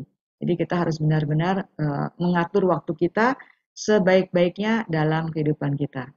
Ya, agar kita juga bisa mengkondisikan tidur kita cukup dan berkualitas. Karena tidur yang cukup dan berkualitas bisa mengembangkan hormon yang bermanfaat untuk regenerasi sel, memperbaiki organ, mencegah penuaan, tumor, dan memecah racun-racun. Pola tidur yang teratur yaitu tidur selama 7 atau 8 jam, terutama di masa pandemi ya, dan bangun di waktu yang sama setiap harinya. Ini bisa memperpanjang usia dan membantu menghindari stres, depresi, dan juga penyakit-penyakit lainnya yang tidak diharapkan. Kemudian yang kelima adalah brahmacari, mengetahui cara mengendalikan nafsu indera yang muncul, bisa menerima apa yang dimiliki dan puas di dalam diri, tidak melakukan kejahatan, tidak melanggar sila demi kepuasan nafsu. Ya, jadi pengendalian diri ini sangat penting sekali agar kita bisa menjalankan Pancasila dengan penuh karena itu adalah sesuatu yang wajib kita lakukan. Walaupun kita hobi makan kepiting, tapi karena kita tahu bahwa kepiting itu dimasak pada waktu dia masih hidup ya harus dalam keadaan hidup karena kalau kepiting udah mati katanya nggak enak, bahkan ada yang mengatakan beracun. Maka kalau bisa kita jangan mengurangi ataupun menghindarkan memakan makanan yang berasal dari makhluk yang masih hidup sebelum kita konsumsi. Atau kalaupun ada sesuatu yang tidak kita sukai, banyak semut di tangan, kita harus berupaya bagaimana caranya agar tidak melanggar sila, tapi kita bisa tetap sehat dan keinginan panjang umur bisa tercapai. Jadi yang pertama yaitu hindari stres ya, karena stres yang nggak terkendali berkepanjangan bisa meningkatkan hormon kortisol yang bisa menurunkan sistem kekebalan kita. Nah, ini ada yang menganjurkan ya untuk menjaga kesehatan mental, yaitu yang pertama jalin hubungan yang baik dengan orang lain. Karena kalau kita hubungan nggak baik dengan orang lain, apalagi dengan orang yang satu rumah, maka kita juga bisa mengalami hal yang tidak kita inginkan. Kemudian katakan sesuatu yang positif pada diri sendiri. Jadi kita harus meningkatkan kepercayaan diri ya, jangan meremehkan diri sendiri, tetapi kalau diri kita memang melakukan sesuatu yang baik, kita boleh memuji supaya kita tambah semangat dan pede gitu ya. Saya ini memang orang yang berguna, saya dalam memanfaatkan hidup saya dengan baik. Aktif bergerak dan rajin olahraga, dan kalau bisa juga mempelajari keterampilan baru, terutama buat yang usia sudah makin lanjut ya. Janganlah merasa tua, usia hanyalah angka-angka. Ya, kita harus tetap berupaya belajar dan belajar berbagai keterampilan, pengetahuan agar kita merasa hidup kita ini tidak sia-sia. Kemudian konsumsi makanan sehat, tidur cukup, dan kalau kita sakit carilah bantuan medis. Jangan menunda-nunda ya, karena semakin cepat penyakit itu diobati, maka kemungkinan sembuh akan lebih optimal daripada terlambat. Dan COVID ini masih ada ya, jangan kendor prokes, terutama cuci tangan, pakai masker. Saya lihat saat ini sudah banyak yang lebay ya, abai pakai masker karena merasa COVID sekarang sudah tidak berbahaya. Sang Buddha dalam Dhammapada 198 mengatakan sungguh bahagia hidup tidak berpenyakit di antara orang-orang yang terkena penyakit. Ya, semoga semua makhluk sehat dan bahagia. Baik, kita lanjutkan dengan diskusi. Mohon maaf tadi terputus. Silahkan, moderator. Ya, baik Anu Modana Ramani atas uraian materinya yang sangat luar biasa pada kesempatan ini. Sekarang mari kita kembali membuka sesi tanya jawab bagi Bapak Ibu Saudara-saudari selama dari Zoom meeting ini yang ingin bertanya langsung kepada Ramani, silahkan untuk raise hand dan bertanya langsung kepada Ramani. Sebelum itu Ramani, saya akan membacakan beberapa pertanyaan. Oh ya, silakan. Ya, yang pertama dari Bapak atau Ibu I Chen Lim, Toti Hotu, Dr. Mektasari, menjelang Waisak biasa dianjurkan untuk melakukan atas sila. Tapi bagaimana pendapat Ramani, Dr. Mektasari, kalau di wihara-wihara malah menyediakan kue-kue, bukankah ini menjadi bertentangan dengan anjuran melaksanakan atas sila? Terima kasih atas jawabannya. Silakan Ramani. Ya, baik. Terima kasih. Pertanyaan yang baik dan kritis ya. Ya, jadi memang kita menganjurkan umat untuk beratasila karena atasila sangat baik sekali ya. Tetapi kalau panitia menyediakan kue-kue, yaitu haknya panitia. Mungkin karena ada orang-orang tertentu yang belum siap untuk atasila, misalnya umat yang baru mengenal ajaran Buddha, atau umat yang belum paham apa itu atasila, atau umat yang memang dari tempat yang sangat jauh, belum sempat makan siang, karena kan Sang Buddha juga mengatakan orang yang lapar tidak bisa belajar dhamma, ya. Jadi ini tentunya perlu waktu ya, mungkin perlu waktu bagaimana kita memotivasi umat kita untuk benar-benar paham apa itu manfaatnya atasila. Karena kalau seseorang nggak paham dipaksa atasila itu juga mungkin manfaatnya kurang ya. Karena kalau dia tidak melakukan dengan hati yang gembira, malah mungkin bisa jadi stres. Waduh, jamnya makan, saya belum makan nih, nanti mas saya kumat nih, ya kan? Jadi mungkin kita perlahan bisa menganjurkan pada panitia, kalau uposata ya nggak perlulah setiapkan konsumsi di wihara.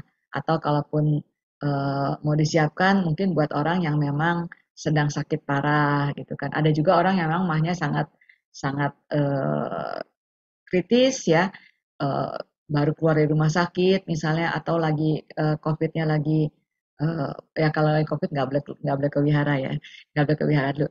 Jadi misalnya dia sedang dalam kondisi fisik yang memang membutuhkan makanan, itu bisa disiapkan tetapi tidak buat semua orang.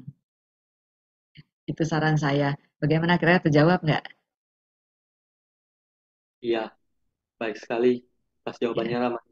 Bahkan beberapa teman-teman bahkan mengatakan Ramani bahwa SPD itu bisa saja bukan sebulan pendalaman dhamma, tapi sebulan penggemukan diri Ramani. Karena banyaknya konsumsi yang disediakan oleh panitia. ya, Ya, memang memang itu perlu perlu perlu dipertimbangkan ya oleh panitia. Mungkin bertahap ya, karena SPD ini kan juga belum terlalu lama ya, mungkin baru 10 tahunan ya kita budayakan SPD ini. Masih ada orang-orang yang mungkin masih belum paham ya. Emang perlu perlu kita sosialisasikan, tetapi tentunya kita, kalau kita mau menjalankan asal sila memang baik sekali, tapi kalau orang lain tidak mau, kita juga jangan timbul rasa benci, rasa marah, ataupun suatu paksaan. Karena ini adalah kerelaan. Yang wajib bagi umat Buddha adalah Pancasila, yang tidak bisa ditawar-tawar lagi. Apapun alasannya, Pancasila tidak boleh dilanggar. Tetapi kalau Atasila sebenarnya adalah opsional ataupun bonus ya. Jadi kalau kita menjalankan Pancasila dengan ketat, tidak dilanggar sedikit pun, itu sebenarnya sudah baik. Tetapi kalau dia bisa menjalankan rasila, tentunya akan sangat baik sekali, tetapi memang bukan wajib sih hukumnya. Jadi kesadaran. Jadi mungkin perlu waktu bagaimana kita memotivasi agar semuanya itu dengan kerelaan, dengan keikhlasan melakukannya sehingga hasilnya juga superior. Ya, mudah-mudahan terjawab ya. ya, baik Ramani. Ya, Berikutnya ada pertanyaan lagi Ramani dari Bapak ya, Wahid Johan. ya. Selamat malam, Dokter Metasari. Dari slide yang Anda tunjukkan tadi, untuk menjadikan jasmani sehat harus berolahraga. Tapi kenapa para biku tidak berolahraga biar tetap sehat, Ramani? Mohon penjelasannya. Gitu. Ya, baik, pertanyaan yang kritis ya. Jadi kalau dikatakan biku tidak olahraga dan sehat, ya sehatnya biku yang sakit juga ada loh, ya. Bahkan ya saya nggak perlu sebutkan namanya. Eh, 2 hari yang lalu saya baru membesuk seorang biku yang sakit karena gula darahnya tinggi dan nggak terkontrol, dan saya menganjurkan beliau untuk olahraga. Ya, bahkan saya juga pernah berdana alat treadmill, alat sepeda kepada biku-biku yang saya anggap perlu melakukan olahraga. Jadi, dan kalau biku-biku nggak olahraga dengan alat-alat yang seperti kita lakukan, biku itu kan juga jalan kaki ya, jalan kaki juga termasuk olahraga loh. Jalan kaki kan katanya 1.000 langkah ya minimal, kalau bisa 10.000 langkah, itu juga sangat membantu. Setahu saya biku-biku walaupun nggak olahraga fitness, misalnya nggak berenang, tapi beliau banyak berjalan, apalagi biku-biku hutan misalnya, atau biku-biku di zaman Sang Buddha itu kan pindah patah lumayan jauh ya. Dan biku-biku itu kan juga meditasinya kan kenceng ya. Jadi meditasi kan kita juga tahu bahwa sudah terbukti secara ilmiah bahwa meditasi bermanfaat buat kesehatan. Jadi kalau kita meditasi, katanya hormon-hormon anti stres itu diproduksi. Kalau kita nggak stres, maka itu juga bisa mempengaruhi kesehatan jasmani.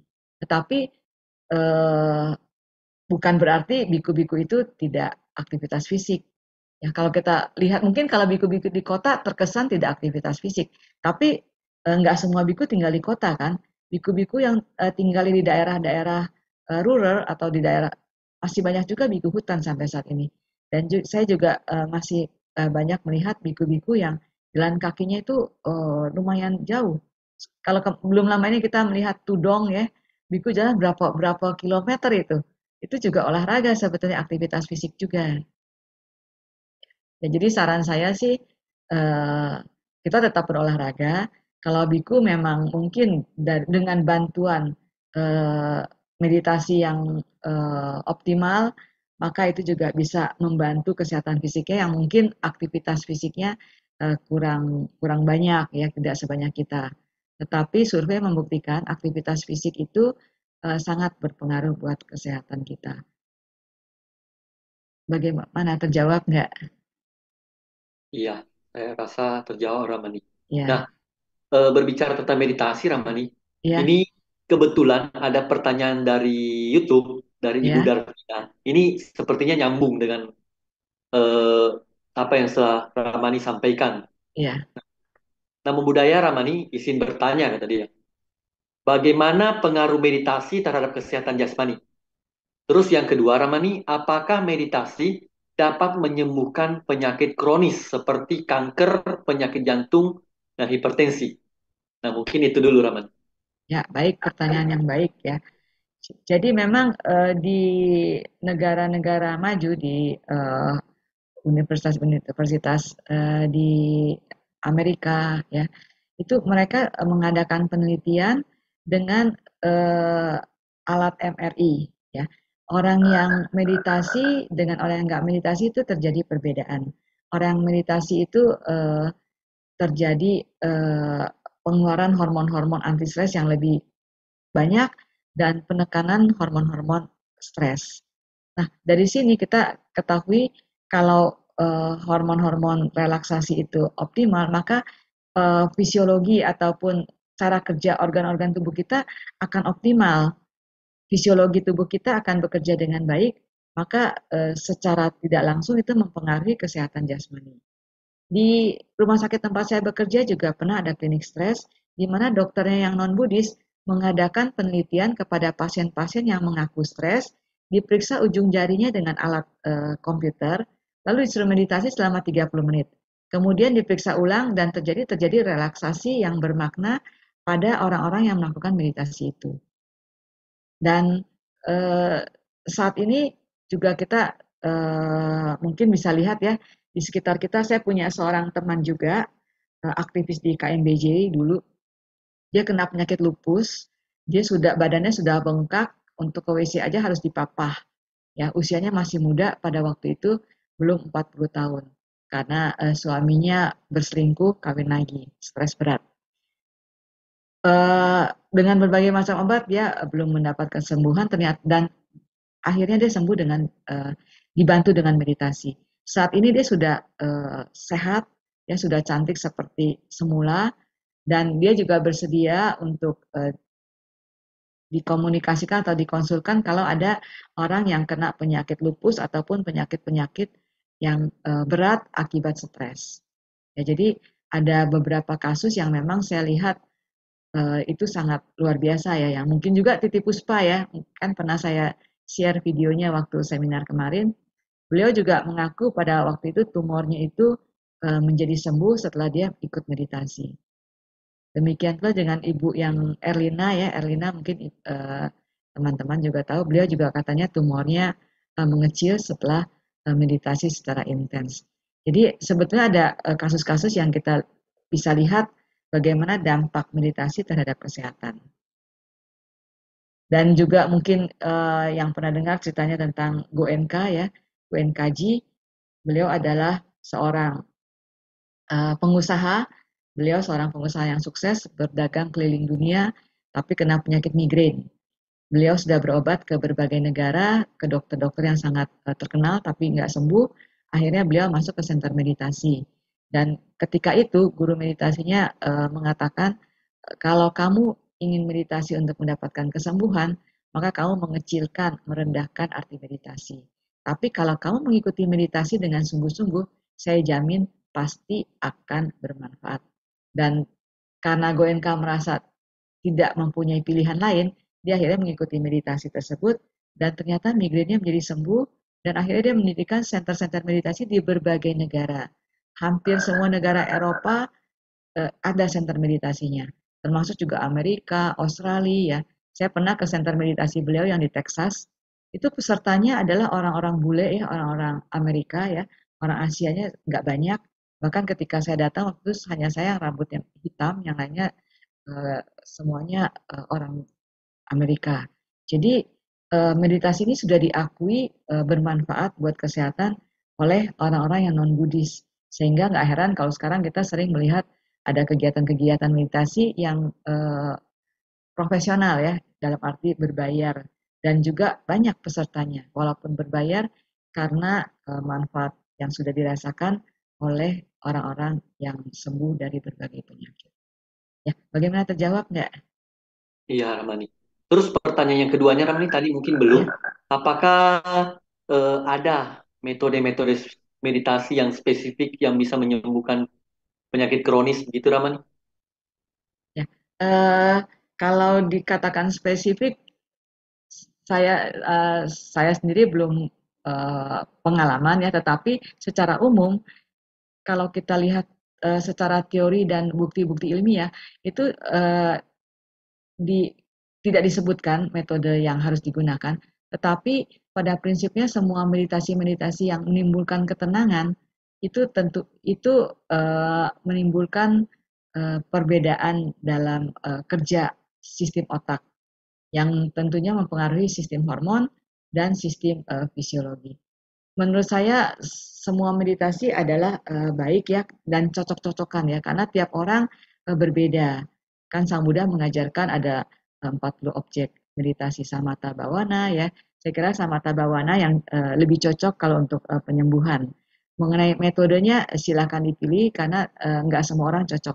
Karena kan kalau zaman Sang Buddha memang Sang Buddha bisa menentukan si A cocoknya apa, si B cocoknya apa. Jadi individual juga, tetapi saat ini yang mungkin tergolong paling mudah dilakukan oleh sebagian besar orang yaitu anapanasati dan metta bhavana ya yang umumnya banyak orang cocok.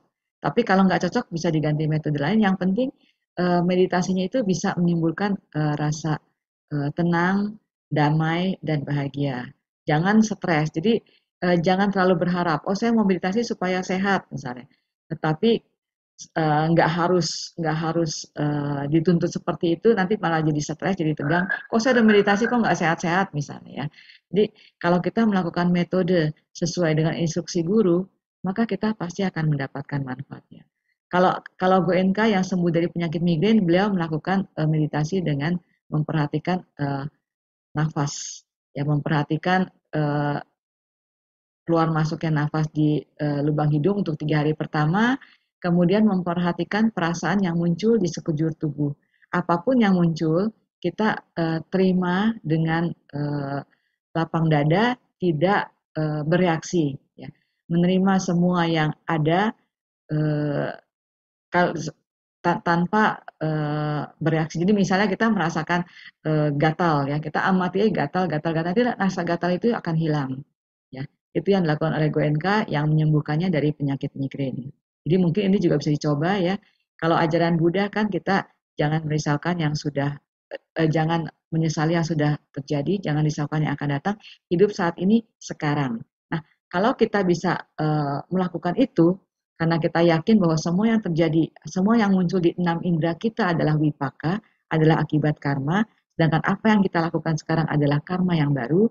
Jadi kalaupun misalnya pada saat kita meditasi timbul sakit kepala, lalu kita menerima ini adalah wipaka, kita tidak benci, tidak marah terhadap sakit kepala tersebut, tetapi kita menerima dengan lapang dada dan kita tetap tenang ya, memperhatikan objek meditasi, maka tentunya kita juga akan dapat mengatasi sakit tersebut pada waktu meditasi, dan di luar meditasi juga tentunya kita bisa mengatasi seperti yang kita lakukan pada saat meditasi.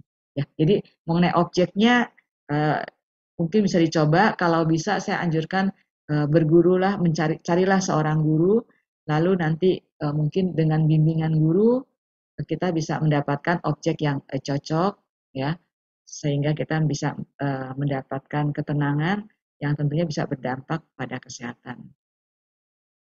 Metta bhavana juga banyak yang cocok ya, orang yang mungkin sakit karena stres, karena benci, karena marah. Dengan meditasi metta kita bisa mengembangkan cinta kasih, maka kemarahan kita juga akan berkurang, maka tentunya kita akan lebih tenang, maka itu juga bisa berdampak positif buat kesehatan. Ya, teorinya saya kira seperti itu, prakteknya mungkin silakan cari guru yang mumpuni, yang bisa membimbing step by step sehingga tidak salah arah, atau bisa berdampak yang tidak diharapkan. Bagaimana terjawab? Ya, terjawab Ramani. Ya, silakan. Bagus sekali penjelasan dari Ramani. Eh, Kebetulan Ramani, saya juga pernah migrain yang cukup parah.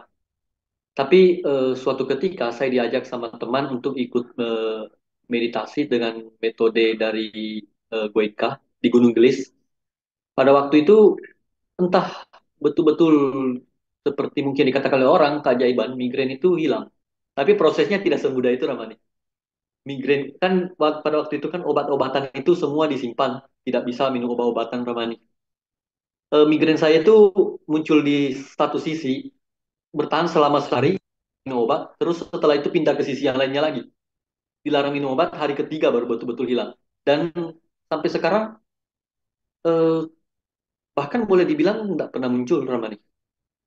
Saya tidak tahu juga bagaimana metode ilmiah dalam menjelaskan ini, tapi saya pada waktu itu merasakan langsung apa yang seperti Ramani sampaikan. Iya. Nah, saya mau membacakan pertanyaan lagi Ramani. Ya, silakan. Ya, eh, bagaimana mungkin ketika sakit kita tetap tenang Ramani? Justru orang yang sakit itu sangat-sangat gelisah gitu. Nah, mohon kira-kira mungkin ada tips dari Ramani bagaimana caranya mengobati penyakit mental yang muncul membarengi penyakit fisik itu. Silakan Ramani. Ya, baik ya, pertanyaan yang sangat mendalam. Jadi, bagaimana kita bisa tenang ketika kita mengalami sakit? Nah, kalau kita percaya dengan hukum karma ya, kita tahu kan kita tidak kebetulan kita mengalami sakit. Kita sakit kan karena ada sebabnya. Mungkin akibat karma buruk yang sedang berbuah. Kalau kita tidak menerima kenyataan, kita tambah marah, maka sakit itu nggak akan berkurang. Coba direnungkan atau coba dibuktikan. Kalau kita misalnya duduk meditasi, kita udah beraditana ya. Kalau di Goenka kan ketat sekali ya. Sebelum mulai kita harus beraditana, apapun yang terjadi kita tidak akan bergerak selama 1 jam.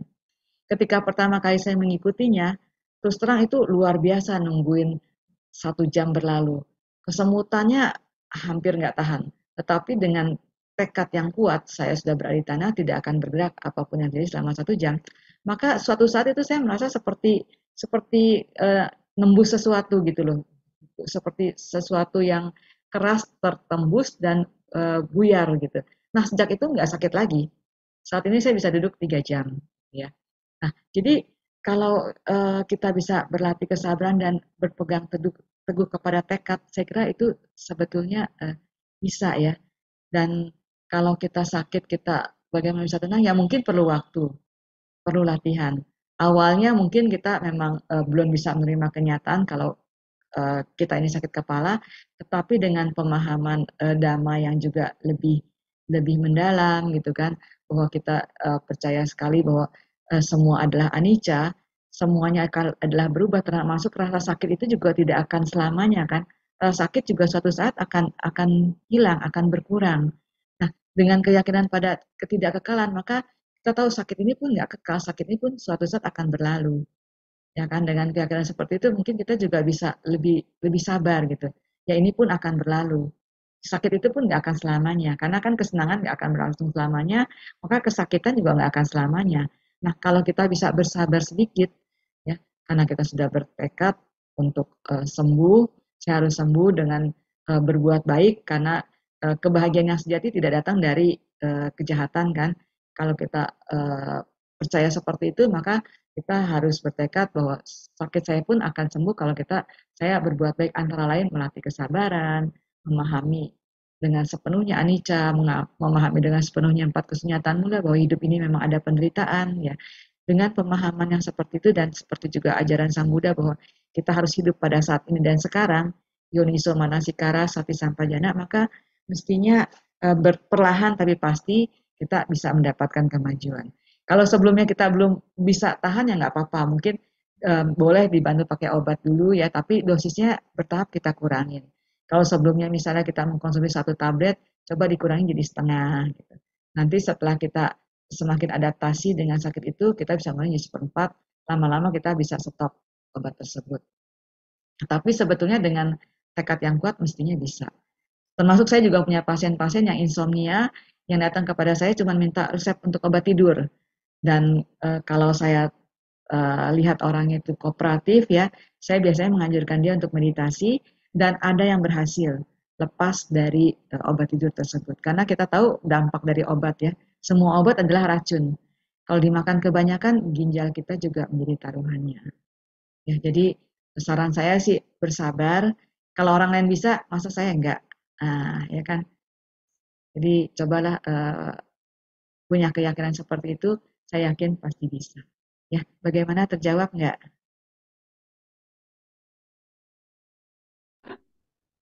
Cukup terjawab Ramani. Ya, silakan. Anumodana. Nah, ada pertanyaan lagi Ramani dari Pak Wahidin kembali, Pak Wahidin Johan. Ya. Olahraga yang tidak memakai otot seperti yoga dan pilates untuk lansia Ramani. Apakah bisa membantu mencegah penurunan otot juga?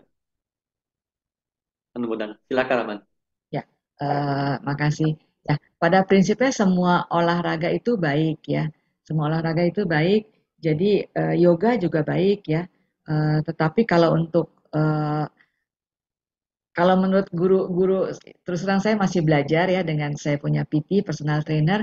Menurut personal trainer saya itu memang setiap alat punya fungsi yang berbeda.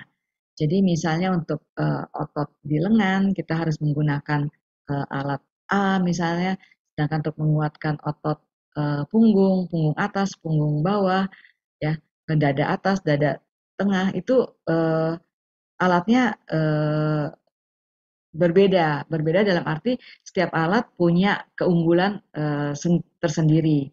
Jadi yoga juga macam-macam kan. Yoga juga ada yang pakai alat. Ya, saya juga pernah ikut yoga. Yoga juga pakai alat. Jadi saran saya sih coba ditanyakan juga kepada gurunya yang lebih paham. Karena kalau guru saya itu biasanya kalau suruh saya menggunakan alat tertentu, biasanya saya tanya dulu, alat ini untuk otot yang mana? Karena alat itu berbeda-beda fungsinya. Dan kalau kita di bawah bimbingan guru, maka kita juga dianjurkan gerakan yang satu tidak boleh dibarengi dengan gerakan yang lain misalnya, karena ada yang bekerja secara berlawanan gitu loh. Jadi pada waktu kita melatih otot tertentu, jangan melatih juga otot yang lainnya gitu. Nah, jadi saran saya sih kita langsung serahkan pada ahlinya dalam hal ini, karena saya belum mengambil spesialis olahraga, hanya secara keseluruhan, secara umum dikatakan memang tidak tidak bisa hanya dengan aerobik aja, tetapi perlu dengan latihan. Kalau menurut saya yoga dan pilates itu mirip-mirip dengan fitness ya, itu juga emang otot-otot dilatih. Dan setahu saya yoga juga menggunakan alat-alat yang menurut saya memang tidak jauh berbeda dengan fitness, dan itu juga bisa untuk kebaikan otot. Ya, jadi yoga juga sudah diakui banyak ilmuwan yang mengatakan yoga itu bagus buat otot-otot kita, termasuk juga untuk yang bentuk-bentuk tubuhnya kurang optimal ya, yang misalnya bungkuk ataupun sakit tempat-tempat tertentu, dengan bimbingan guru yang profesional itu bisa mendapatkan kemajuan ataupun manfaat yang optimal. Ya, bagaimana Pak Wahidin, terjawab? Iya, sepertinya terjawab Ramani. Nah, oke, waktu sudah menunjukkan kita sudah berjalan jauh ya Ramani ya. Ya. Mungkin untuk pertanyaan terakhir Ramani, pertanyaan terakhir, bagaimana agar kita bisa memelihara kesehatan fisik dan kesehatan mental itu secara selaras dan sesuai dengan Dhamma Ramani. Karena kadang-kadang orang itu dia suka berolahraga, tapi mentalnya itu tidak dijaga, hanya fisiknya yang dijaga. Nah, bagaimana cara memelihara kesehatan fisik dan mental ini secara selaras dan sesuai dengan Dhamma Ramani? Silakan Ramani. Ya, jadi memang fisik dan mental itu sama pentingnya ya. Supaya selaras ya tentunya mungkin kita membagi waktu untuk kesehatan fisik, terutama aktivitas fisik ya. Misalnya kita berolahraga, aerobik dan massa otot kita perhatikan. Kemudian untuk mental, terutama kita bermeditasi. Jadi jangan ditinggalkan salah satunya. Jadi dua-duanya harus kita lakukan secara sinkron dan jangan lupa untuk bergembira. Karena hati yang gembira itu eh, bisa kunci daripada kesuksesan kesehatan kita. Kalau kita misalnya melakukan olahraga, ya lakukanlah dengan gembira. Jangan merasa, wah saya pergi olahraga ini jadi kesempatan saya untuk mencari uang berkurang misalnya. Atau karena saya meditasi, saya jadi bisa jasmani saya bisa nggak sehat nih karena saya duduk berjam-jam. Satu hari kan kalau kita ikut retret meditasi kan bisa 10 jam gitu ya. Nah, jadi kalau kita lakukan dengan gembira, itu bisa bisa sinkron atau bisa saling saling mengisi. Atau pada saat misalnya kita meditasi kan nggak harus duduk dalam keadaan jalan kan kita juga bisa sambil meditasi mindful ya, berperhatian penuh. Jadi sebetulnya semuanya bisa kita lakukan bersama, tidak bertentangan. Yang penting sinergi dan juga semua unsur terpenuhi. Jadi misalnya kita memang perlu aktivitas fisik, tapi jangan lupa untuk istirahat dan tidur. Jadi jangan karena dikatakan bahwa kalau mau sehat harus aktivitas fisik dan olahraga, terus nggak punya waktu tidur misalnya. Jadi semuanya harus seimbang. Kalau bisa mungkin bikin timetable ya, setiap harinya apa yang kita mau lakukan, pagi sekian jam misalnya meditasi, bangun tidur meditasi, setelah itu olahraga, terus bla bla bla ya.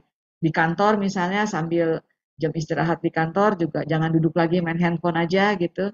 Nah, jadi cobalah buat kegiatan harian, kegiatan mingguan, kegiatan bulanan sehingga kita bisa menyeimbangkan bagaimana kita bisa memberi perhatian yang cukup untuk kesehatan jasmani, kesehatan mental, dan yang penting adalah juga eh, kita terus yakin bahwa diri saya ini perlu kita perhatikan ya. Jadi jangan hanya memperhatikan di luar, lupa memperhatikan diri kita sendiri. Cintailah diri kita sendiri, bukan hanya mencari uang aja ya. Memang uang penting ya, tetapi uang bukan segalanya.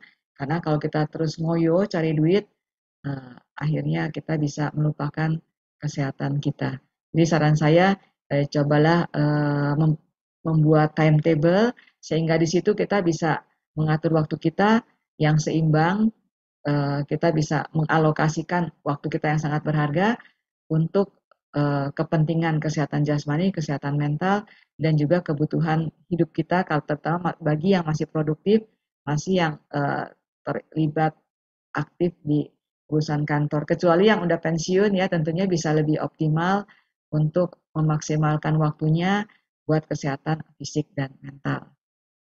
Bagaimana, terjawab nggak?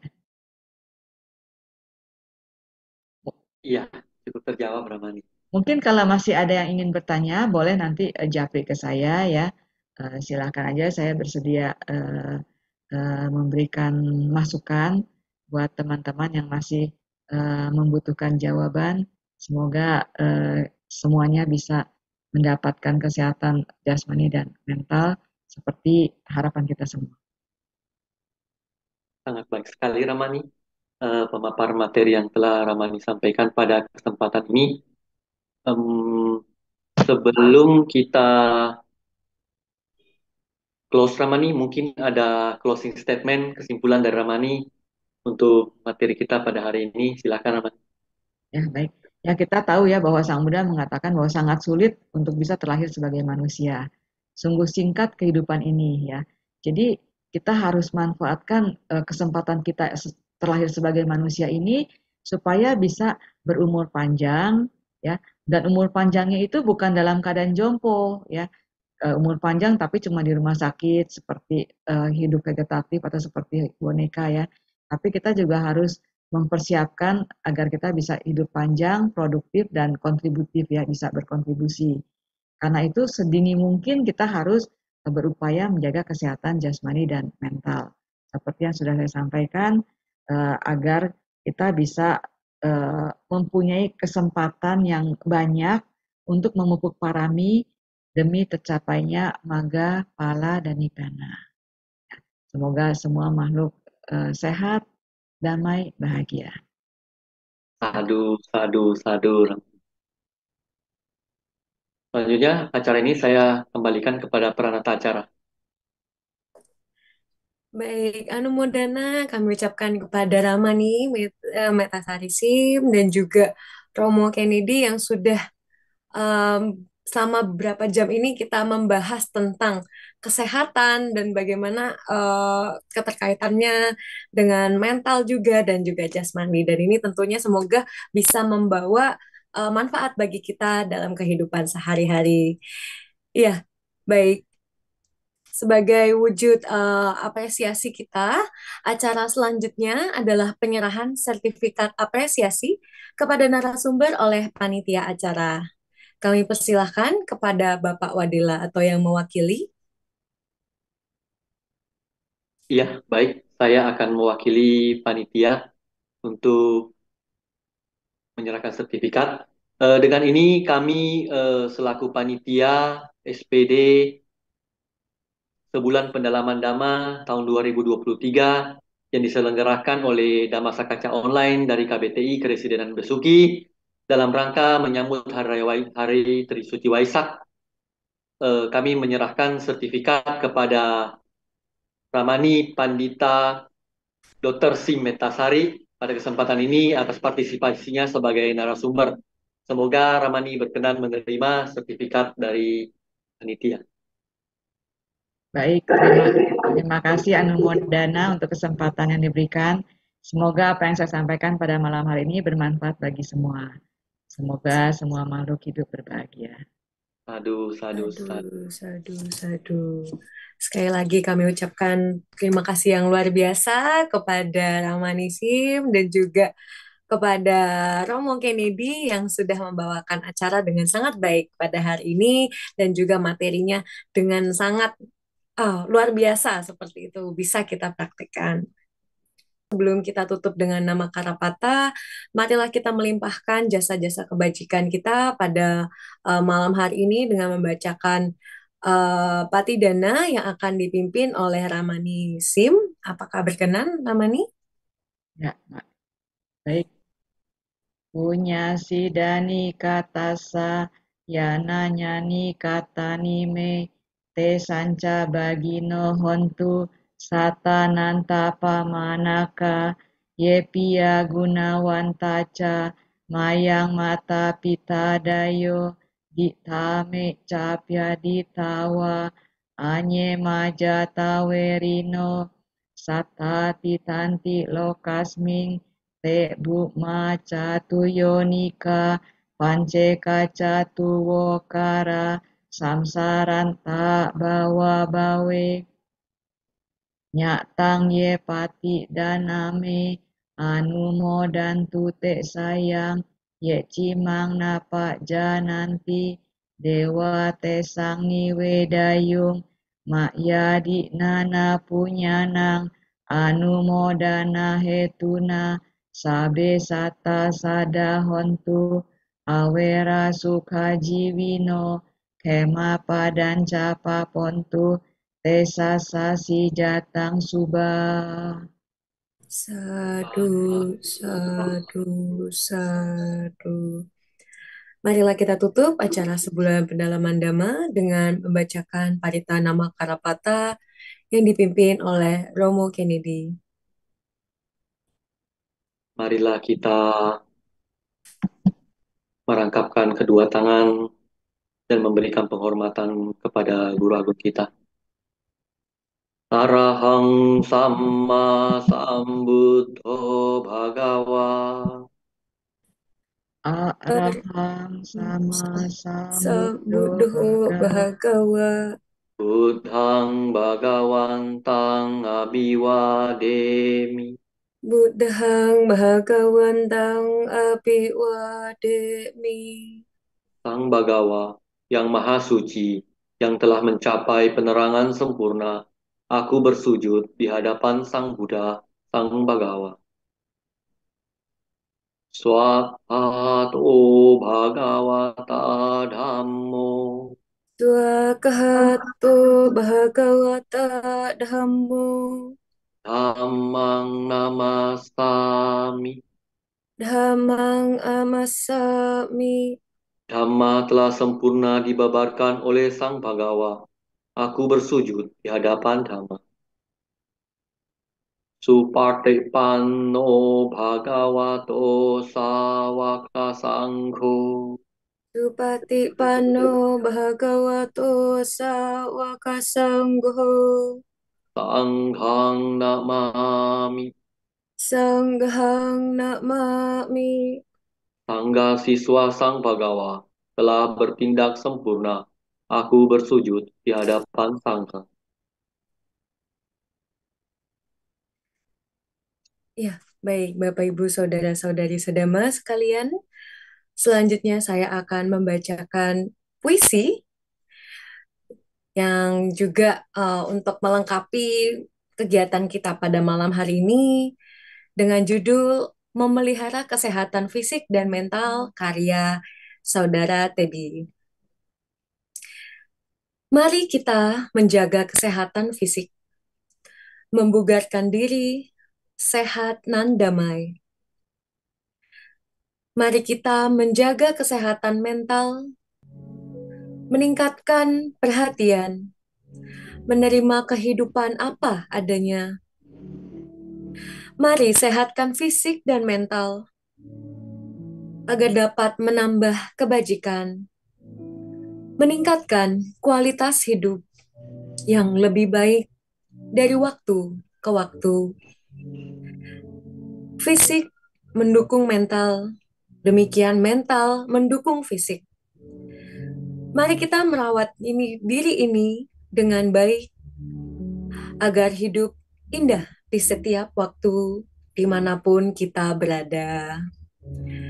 Puisi yang luar biasa yang bisa saya sampaikan kepada Bapak Ibu Saudara-saudari sedama yang terkait dengan tema kita pada malam hari ini.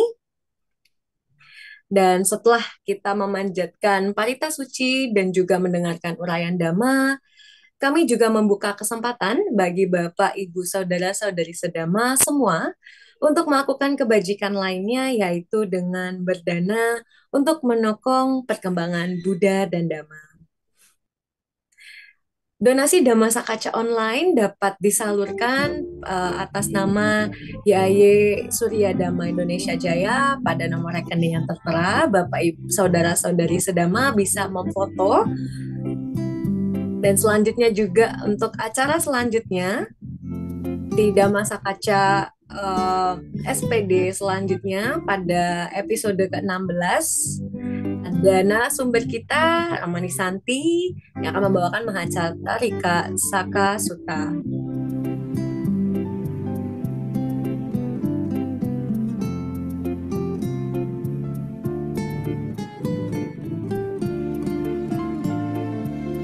Tidak hanya ada part 1, dilanjutkan dengan part kedua di hari Minggu 21 Mei dan 2023. Kami mengharapkan kehadiran dan partisipasi Bapak, Ibu, Saudara-saudari sedama selanjutnya.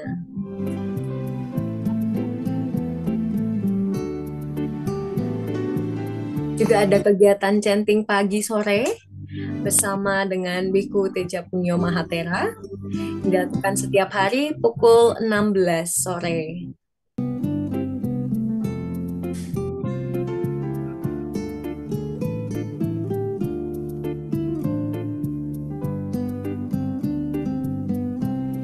Ini batik Kinara-Kinari dilanjutkan dengan informasi up to date dari www.kalyanamita.info untuk mengakses informasi terkait Dhamma.